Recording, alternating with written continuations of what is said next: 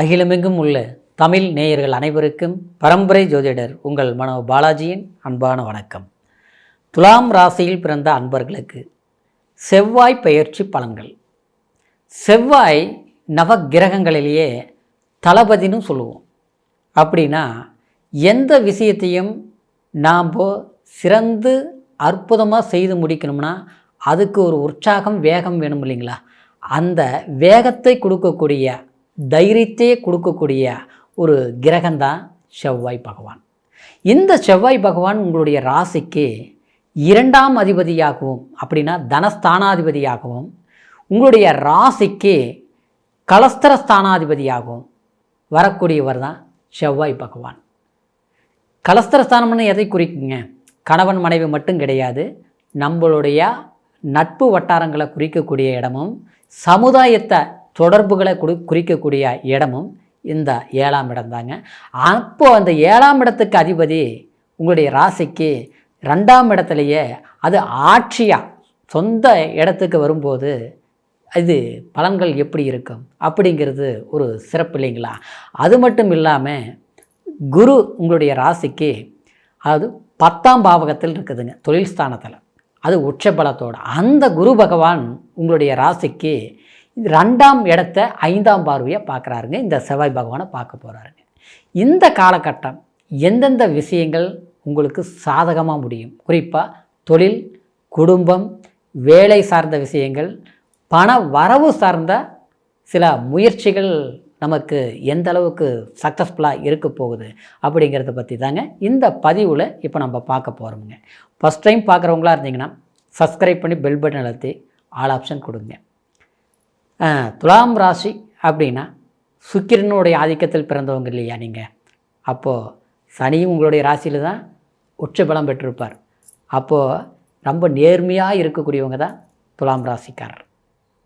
ஒரு விஷயத்தை நீங்கள் அவசரப்பட்டு ஒரு முடிவு எடுக்க மாட்டீங்க. கண்டிப்பாக எதுவுமே ஒரு முறைக்கு 2 முறை யோசித்து இது சரின்னா கண்டிப்பாக செய்வீங்க. இது சரி இல்லைன்னா யார் சொன்னாலும் கேட்க மாட்டீங்க. எல்லாத்த விட வேலையில் நீங்கள் எந்த டிபார்ட்மெண்ட்டில் வேலை செஞ்சாலும் சரிங்களா, எந்த துறையில் வேலை செஞ்சாலும் சரி, இல்லை உங்களுடைய சொந்த தொழிலாக செய்கிறதாலும் சரி, ஆனால் கண்டிப்பாக நீங்கள் அதாவது வேலையில் ரொம்ப முக்கியத்துவம் கொடுப்பீங்க. ரொம்ப நேர்மையாக இருந்து, அதாவது டியூட்டி தான் ஃபஸ்ட் அப்படின்னு சொல்லுவாங்க இல்லையா? அது உங்கள்கிட்ட குடும்பம் கூட நெக்ஸ்ட்டுங்கிற மாதிரி தான் இருப்பீங்க. காரணம் என்னென்னா கடமைகள் தவறாமல் நடக்கக்கூடியவங்க இந்த துலாம் ராசியில் பிறந்தவங்க. ஆனால் அப்பேற்பட்ட உங்களுக்கு சமீப காலமாக சொல்லும்படி ஒரு ரொம்ப சக்ஸஸாக போயிட்டு இருந்ததுங்க அப்படின்னா சிறு சிறு தடைகள் வந்திருக்கும். சிலருக்கெல்லாம் பார்த்தோம்னா வாழ்க்கை ஒரு அடுத்த கட்ட நகர்வுகளுக்கு அப்படின்னா அடுத்த ஒரு பொசிஷனுக்கு என்னால் போக முடியலைங்க. ஏதாவது ஒரு பிரச்சனைகளுங்கிறது கொஞ்சம் ஒரு 3 மாதம் 6 மாதம் கரெக்டாக இருந்தால் திடீர்னு பார்த்தா ஏதோ ஒரு பிரச்சனை என்னுடைய ரொம்ப ஒரு வேகமாக போயிட்டு இருந்த வேகம் அப்படியே டவுன் ஆகி போச்சு, குறைஞ்சிருச்சு. அந்த அந்த முதல்ல இருந்த அந்த ஸ்பீடு இப்போ இல்லைங்க.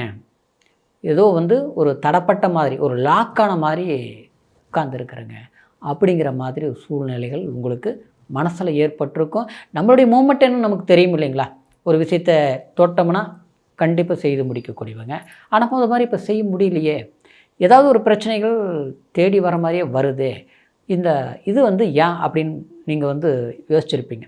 அதுக்கு 2-3 விதமான காரணங்கள் இருந்தாலும் கடந்த காலத்தில் உங்களுடைய ராசிக்கு அதாவது அர்த்த அஷ்டம சனி, அடுத்து பார்த்தோம்னா பஞ்சமாதிபதி ஸ்தானத்தில் சனி இருந்ததுனால நம்மளுடைய அன்பு சார்ந்தவங்க, நம்மளுடைய நெருங்கிய வட்டாரங்கள், முகம் தெரியாத நபர்கள்கிட்ட ஏமாறக்கூடிய ஒரு சந்தர்ப்பங்கள், வேண்டியவங்களே நம்மளை காயப்படுத்தி நஷ்டங்களை சந்திக்கக்கூடிய ஒரு சூழ்நிலைகள் உருவாகிட்டாங்க அப்படிங்கிற மாதிரி சில பிரச்சனைகள் நடந்திருக்கும். அது கிரக ரீதியில் சில பாதிப்புகள் இருந்தது.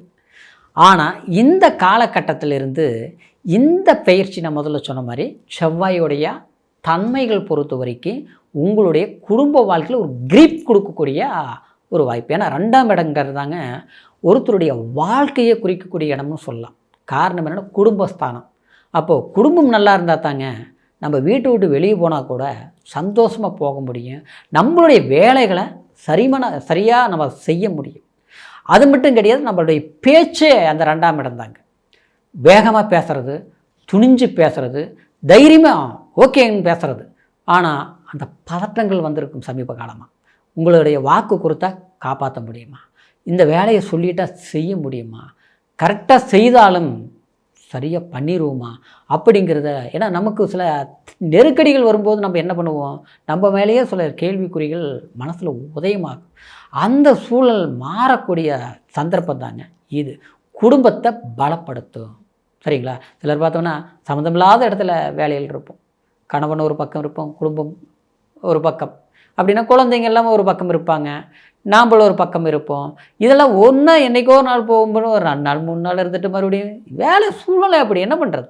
இந்த மாதிரி ஏதோ ஒரு சூழ்நிலையில் பிரிச்சுருக்கு. இல்லைன்னா சிலர் பார்த்தோம்னா சம்மந்தமே இல்லாமல் சண்டை வந்துருச்சுங்க, பார்த்தா இப்படி ஆளுக்கு ஒரு பக்கம் இருக்கிறோம் அப்படிங்கிற மாதிரி. இதுலேயும் பார்த்தோம்னா அதாவது ஒரு 20 வயசுலேருந்து ஒரு 25-30 வயசுக்குள்ளே இருக்கிறவங்க பார்த்தோம்னா வாழ்க்கையில் திருமணம் சார்ந்த விஷயத்தில் தடைகள், ஒரு சரியான தீர்க்கமான முடிவு எடுக்க முடியாத சூழல். மனசுக்கு பிடிச்சது அது தைரியமாக சொல்ல முடியல, இல்லையா சொல்ல முடியாத அளவுக்கு சில பிரச்சனைகள் மற்றவங்க ஏற்றுக்கல. நாம் ஒரு முடிவு வேண்டான்ட்டு அது விட்டுட்டு வச்சாலும் மனசு தாங்க முடியல, வெடிக்கலை. என்ன பண்ணலாம், எப்படி இது சரிப்படுத்தலாம்? மாதிரி இருந்த ஒரு நட்பு வட்டாரங்கள் பாசம் எல்லாமே என்னவோ விலைக்கு போன மாதிரி போயிடுச்சு. இந்த மாதிரி ஒரு சூழ்நிலை எல்லாமே உண்டாகியிருக்கும். இந்த கட்டங்கள் மாற்றக்கூடிய அந்த பலத்தை தான் கலஸ்தர் ஸ்தானாதிபதி 2ஆம் இடத்துக்கு வந்துருச்சு. அதை நான் முதல்ல சொன்னேன் இல்லைங்களா? 7ஆம் இடங்கிறது சமுதாயத்தை குறிக்கக்கூடியது, அன்பை குறிக்கக்கூடிய இடம். கலஸ்தர் மனைவியை கணவனை குறிக்கக்கூடிய இடம். அது பெண்களுக்கு கணவனை குறிக்கக்கூடியது செவ்வாய் தான். அப்போ 7ஆம் இடம் நினச்ச வாழ்க்கை பிடிச்ச மாதிரி சந்தோஷமாக நம்மளால் வாழ முடியுங்கிறதுல மாற்றுகிறது கிடையாது. புரியுங்களா? பட்டதெல்லாமே ஒரு ஞானி மாதிரி எல்லாம் பட்டுட்டோம். யாரை நம்பக்கூடாதுன்னு நம்பணும், என்ன மோசப்படக்கூடாதோ பட்டுட்டோம், எது அனுபவிக்கக்கூடாதோ எல்லாம் அனுபவிச்சிட்டோம். போகட்டும் போ, இது வரைக்குமே நம்பினதுக்கு நம்ம தண்டனை அனுபவிச்சிட்டோம். ஆனால் இருக்கிறது இனிமேல் தக்க வச்சுக்கணும். நான் இருக்கிறத பார்த்து பிரச்சனை இருக்குது, அந்த பிரச்சனை தீரக்கூடிய நேரம் தான் இந்த நேரம் கண்டிப்பாக ஆச்சுங்களா?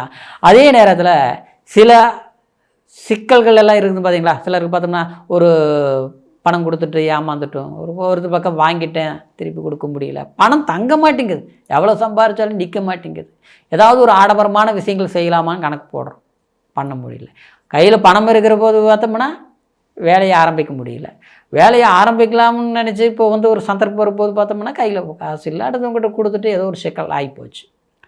ஏதோ ஒன்று எதிர்பார்க்குறோம், அது நடந்தால் தானே அடுத்த கட்டத்துக்கு போக முடியும். இது நடக்கலை, கடைசி அதுவும் பண்ண முடியல. இந்த மாதிரி மனசில் பார்த்தோம்னா ஒரு அழுத்தம், மன அழுத்தம், ஒரு என்னவோ பறி கொடுத்த மாதிரி, என்னவோ வாழ்க்கை வாழ்ந்துட்டுருக்கிற மாதிரி.